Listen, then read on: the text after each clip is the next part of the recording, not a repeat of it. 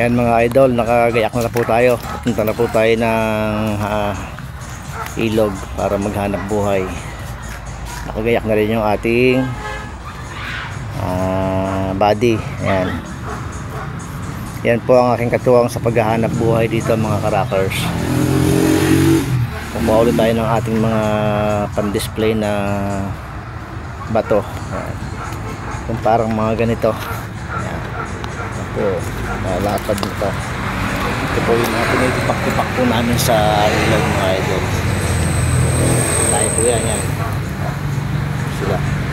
Marami pa po doon sa may sa gawing highway yan. Tayo pa po yan. Andun po yung mga display po natin marami. Ito pong nandito, nilagay ko lang po kasi wala na po tayong mapaglagyan doon, kaya dito naman tayo naglalagay sa may malapit po sa ating bahay. Okay lang naman po nakalagay dito kasi kita naman po dun sa highway mga idol. Ito yung pinaka highway namin ito yung mga nagdadaan ng mga sasakyan. Ito po tayo ngayon sa ilog pupunta para dyan naman tayo mag hanap buhay. At papakita ko po mamaya sa inyo yung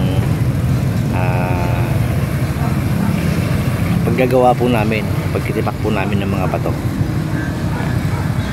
Marami po tayo doon, mga kasama tayo doon. May mga karakers tayo na ganun din ang hanap buhay, pare-pareho lang kami ng hanap buhay. Basta mahalaga mga idol, marangal, di po ba?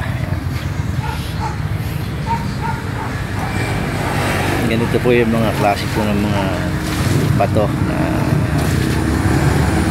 ginagawa namin para po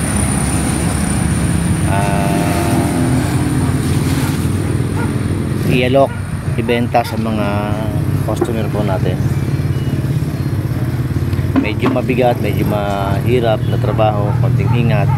Sabi pag dahil yung pagpupukpok nga po nito, yung pagbibiyak ng mga bato, medyo delikado, lalo pag hindi ka sanay, kaya kailangan mag-ingat ka.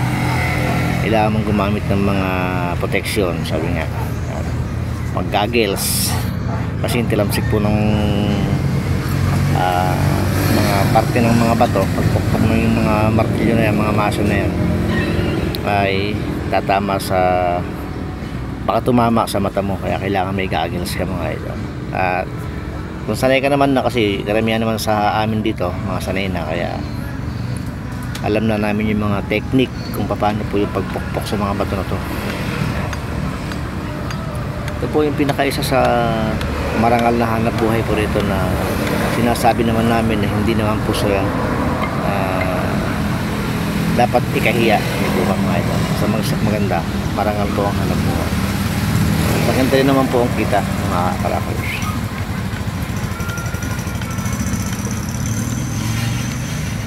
Muli po, maraming salamat sa inyo mga idol, mga kapatid, mga followers, top fans at ang aking pong mga star sender. Mabuhay po tayong lahat.